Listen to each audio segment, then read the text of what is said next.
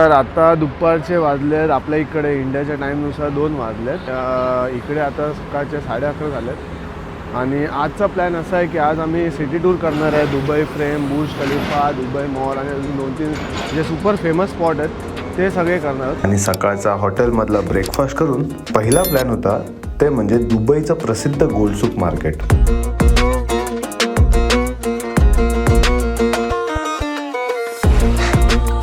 Gold सूक मार्केटला कुठे आलाय?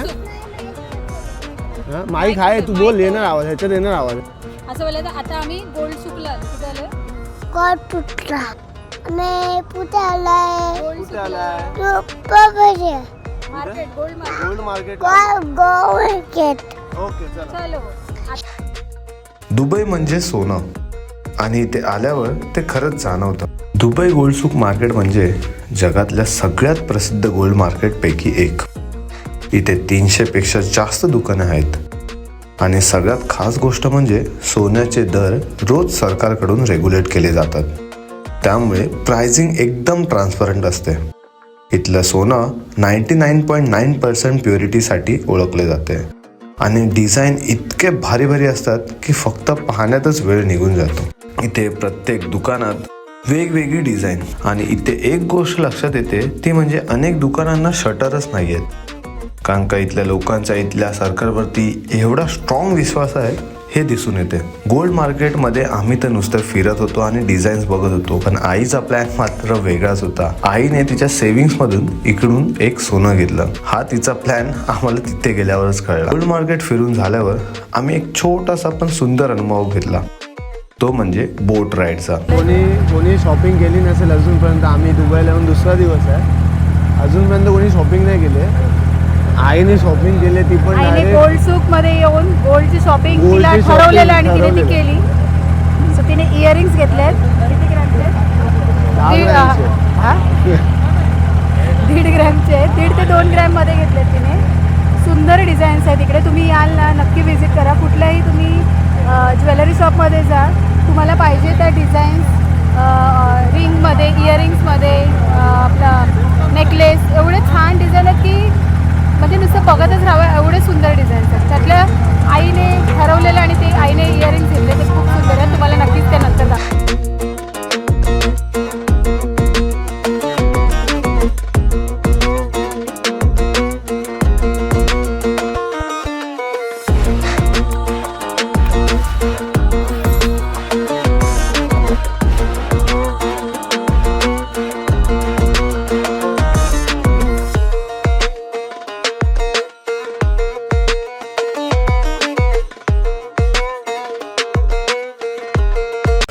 थोडी लोकल मार्केट फिरून आम्ही पुढे निघालो जुमेरा बीच वॉक रोडकडे.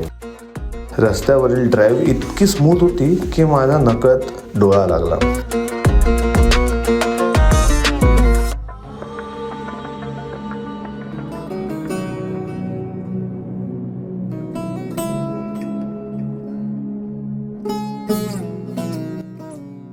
आणि मग समोर आलं ते हॉटेल जे आपण कित्येक मूवीज, कित्येक रील, कित्येक पिक्चरमध्ये बघितलं असेल.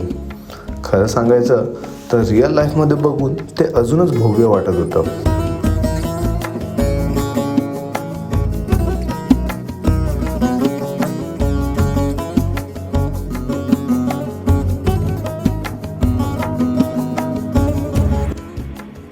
जुमेरा वॉक म्हणजे फक्त फिरण्याचं ठिकाण नाही, तर ते एक फिलिंग आहे.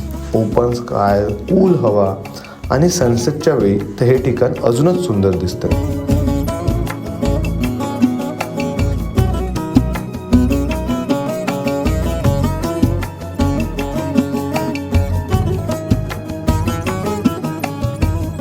खूप मस्त वाटतं इकडे आणि चालायला पण खूप मस्त आहे. क्लायमेट आता थोडं थंड होत चाललं आहे.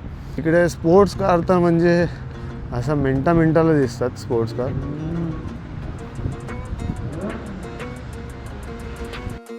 सनसेट पाहून आम्ही पुढे निघालो ते म्हणजे जुमेरा बीचवर जायला. इथून दिसतो तो जगातील एकमेव 7 स्टार हॉटेल बुर्ज अल अरब. बुर्ज अल अरब हॉटेल जे की जगातील एकमेव 7 स्टार हॉटेल आहे आणि त्याचा जो शेप आहे तो बोटीसारखा देण्यात आला आहे. आणि हे जगातील एकच असं हॉटेल आहे जे की 7 स्टार हॉटेल आहे. आणि हा त्याच्या समोर जो आहे तो जुमेरा बीच आहे आणि ते बीचवरती तुम्ही रेंट करून सायकलिंग वगैरे करू शकता. फक्त आम्हाला यायला थोडा लेट झाला त्यामुळे काळोख पडला. पण हे सगळं फिरून झाल्यावरती सुद्धा आजचा दिवस संपला नव्हता. पुढे अजून एक स्टॉप होता आणि तो म्हणजे one and only Dubai Burj Khalifa. Burj खलिफाच्या मॉलमध्ये एक छोटासा प्रॉब्लेम झाला.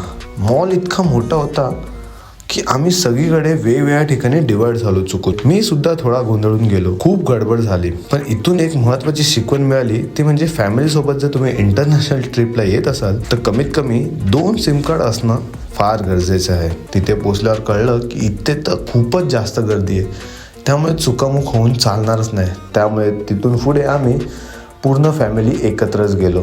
तर बुर्ज खलिफा जगातील सगळ्यात उंच इमारत आहे. उंची तब्बल 8 to 8 मीटर्स. 163 फ्लोअर्स असलेली ही इमारत 2009 मध्ये पूर्ण झाली आणि 2010 मध्ये ऑफिशियली ओपनिंग झाली. आणि एक छोटासा कॉर्नर बघितला आणि तिथे उभे राहून फोटोज रील्स वगैरे सगळं शूट केलं. आणि मग सुरू झाला तो लाईट्स, म्युझिक आणि पाण्याचा खेळ.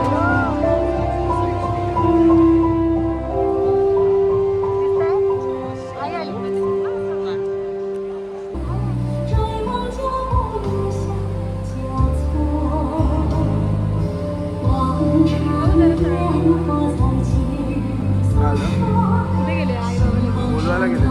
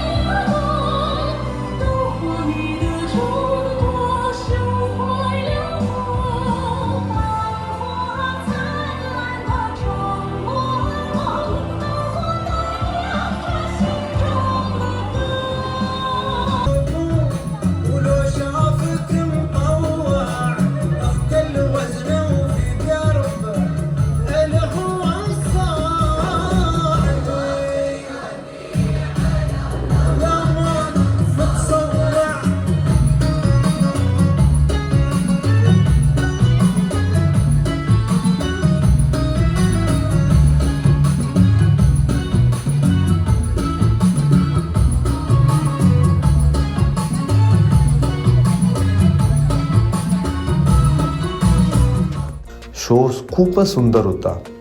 खूप मजा आली. शो संपला आणि मग आम्ही निघालो हॉटेलकडे. आणि डे 2 इथेच संपला. आज दुबईने लक्झरी बरोबर एक प्रॅक्टिकल लेसन पण दिला.